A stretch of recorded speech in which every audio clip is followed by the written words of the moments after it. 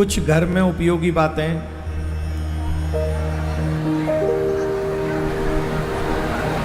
माताओं के लिए बता देते हैं, और कुछ घर से निकलते समय अगर हम लोग ये कार्य करके चलें तो घर में सफलता मिलेगी। ये बात बता देते हैं, उसके बाद कथा प्रारंभ करते हैं। माता बहनों के लिए थोड़ी शांति बना लें तो ज़्यादा मन लगेगा बताने में।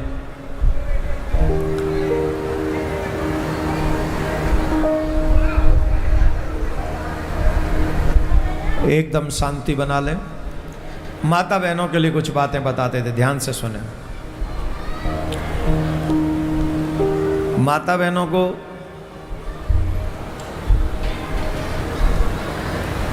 अधिक देर तक घर के दरवाजे के बाहर खड़े नहीं रहना चाहिए। माता बहनों को कभी भी, वैसे तो किसी को भी, चौखट पे नहीं बैठना चाहिए, जिसको देहरी कहते हैं। कहते हैं जो देहरी है ये नरसिंह भगवान का स्थान है, यहाँ नहीं बैठना चाहिए। झाड़ू को कभी भी खड़ी हुई नहीं रखना चाहिए। जिससे आप अपना घर साफ करते हैं उस झाड़ू को हमेशा छिपा के रखना चाहिए। आपके घर में आने वाले की दृष्टि उस पर नहीं पड़नी चाहिए। एक और चीज़ हम आपको बताते हैं, जहाँ से एंट्रेंस होती है आपके घर में, वहीं पर दर्पण लगा के रखें। तो जब भी कोई आए तो वो अपना शीशा, अपने शीशे में, हमारे शीशे में अपना मुख देखे, तो उसकी जो बुरी नज़र होगी उसका असर आपके घर पे नहीं पड़ेगा, क्योंकि वो पहले ही अपनी बुरी नज़र कांच पे डाल चुका होगा। तो घर के फ्रंट पे जहाँ से हम वो एंट्री करे कोई, वहीं के द्वार पर ही अगर दर्पण लगा दें तो हम दूसरों की बुरी नज़रों से बच सकते हैं और अपने घर को भी बचा सकते हैं। और बुरी नज़र तो ईर्ष्यालुओं की होती है, जो चाहते हैं कि आप कभी यशवान न हो, तो ऐसे लोगों से बचने का ये उपाय है। झाड़ू को भी छुपा के रखना चाहिए। टूटे हुए बर्तन कभी घर में न रखें। जो टूटे हुए बर्तनों में भोजन बनाते हैं अथवा करते हैं वो दरिद्रता को निमंत्रण देते हैं। तो इन सब चीज़ों का ध्यान, ये छोटी छोटी बातें हैं, आप घर में रख सकती हैं, जिससे आपके घर में यश वैभव स्वेद बढ़ा रहेगा और आपके जो चाहते हैं भावनाएं, शांति, समृद्धि बढ़ती रहेगी। दूसरा, जो भाई घर से बाहर निकलते हैं घर के कार्य को करने के लिए, कोई कार्य की सिद्धि के लिए जब आप निकलते हैं, अगर आप कुछ मांगलिक वस्तुओं का स्पर्श करते हुए घर से निकलें तो आपके कार्य में सिद्धि होगी। आप जैसे घर का कोई काम करने जा रहे हैं, बाहर जा रहे हैं घर से, तो कुछ मांगलिक वस्तु हैं उनका स्पर्श आप करें। मांगलिक वस्तु जैसे दुर्वा का स्पर्श आप करें घर से निकलते समय। दही का स्पर्श आप करें, जैसे हमारे घरों में तो माता बहन वो मीठी दही खिलाते ना, शक्कर डाल के जाने से पहले कहते थे घर खीर तो बाहर खीर। और आजकल तो माता बहन भी इस बात पे ज़्यादा ध्यान देती नहीं, बोले हाँ जा, चले जा, समय नहीं, मोबाइल से इतनी समय कहाँ है, दही बनाएं, खीर बनाएं, किस पे समय? ये सब बनाना पड़ता है, तो उतना समय नहीं है कि हम खीर बना दें कि दही बना दें। लेकिन दही का स्पर्श भी करें, घृत का स्पर्श करें, जल से भरे हुए घड़े का स्पर्श करें। और अगर कहीं मार्ग में गाय आ जाए बछड़े के सहित, उसका स्पर्श करें और उसका दर्शन करें। स्वर्ण का स्पर्श कर लें, अगर कुछ न हो तो स्वर्ण का स्पर्श कर लें। पीपल मिल जाए तो पीपल के वृक्ष का स्पर्श करें। अक्षत, अगर चावल मिल जाए तो उसका स्पर्श कर लें।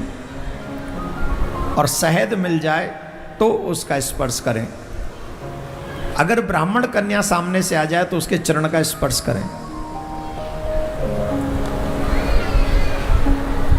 इन कार्यों को करने से जब आप घर से निकल रहे हो, इनमें से एक भी कार्य अगर आप करेंगे तो आपके शुभ कार्य में सिद्धि होगी। जिस कार्य से आप जा रहे हैं उस कार्य में आपको सफलता मिलेगी, इसमें कोई संशय नहीं है। ये वैदिक कार्य हैं जिन्हें आप करोगे, पौराणिक कार्य हैं, अनर्गल उपाय नहीं है, ये सिद्धांत की बातें बताई गई हैं। तो इनको करना चाहिए अपने घर से निकलते समय, और यही चीजें अपने बच्चों को भी बतानी चाहिए। देखो अभी इसमें एक बात है, ब्राह्मण की कन्या का चरण स्पर्श करना चाहिए। प्रत्येक कन्या देवी का स्वरूप होती है और उसका पूजन करना चाहिए, परंतु ब्राह्मण की कन्या को तो सभी को पूजन करना चाहिए। ब्राह्मण की कन्या जो है वो पूजनीय है, उसके प्रति दूषित भावना रखना अन्य लोगों के लिए सीधा नरक का मार्ग है। वैसे तो किसी भी कन्या के लिए दूषित भावना नहीं रखनी चाहिए। शादी हो जाए, अगर तुम्हें किसी से प्रेम है तो शादी कर लो, क्यों दूषित भावना रखनी? अब विवाह करो ना सीधा। किसी भी कन्या के प्रति दूषित भावना रखना ये अनुचित है। पर ब्राह्मण कन्या हो तो, और हम अन्य वर्ग में हो तो फिर सीधे सीधे नरक का रास्ता है। आदरणीय है वो कन्या जिसने ब्राह्मण कुल में जन्म लिया है, और जो ब्राह्मण कुल में जन्मी हुई कन्याएं हैं उन्हें भी इन बातों का ध्यान रखना चाहिए। आजकल ये जो इंग्लिश मीडियम स्कूल है ना, इन्होंने सब नाश पीट दिया है। इसमें कोई चीजें वो बची नहीं है जो हमारे उद्धार के लिए हैं, हमारे मार्ग के लिए हैं, सब नाश पीट के रख दिया सबने। तो हम आग्रह करेंगे आप सभी से, हम अपनी अपनी कन्याओं को संस्कारी बनाएं, और कन्या भी ये कसम खाएं कि हम संस्कारी बनेंगे। तुम्हें कोई कितना भी पाठ पढ़ाता रहे, जब तक तुम खुद नहीं समझोगी, या जब तक तुम स्वयं आज पूजन करा रही हो, तो अपने चरण का अंगूठा आगे बढ़ाने से पहले सोचो तो सही कि इस अंगूठे को पूजने का अधिकार है कि नहीं।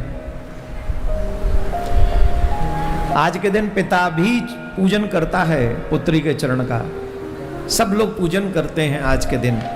तो कन्याओं को भी इस बात का विशेष ध्यान रखना चाहिए कि हमारे चरण पूजनीय बने रहें, ऐसी वाणी का प्रयोग हमको करना चाहिए, ऐसा ही व्यवहार का प्रयोग हमको करना चाहिए, जिससे कोई भी व्यक्ति हमारे चरण छुए तो उसे पुण्य लगे, उसका कल्याण हो। चरण ऐसे ही थोड़ी कोई छूता है, आपके पुण्य ले जाता है उस समय जब वो आपके चरण छूता है।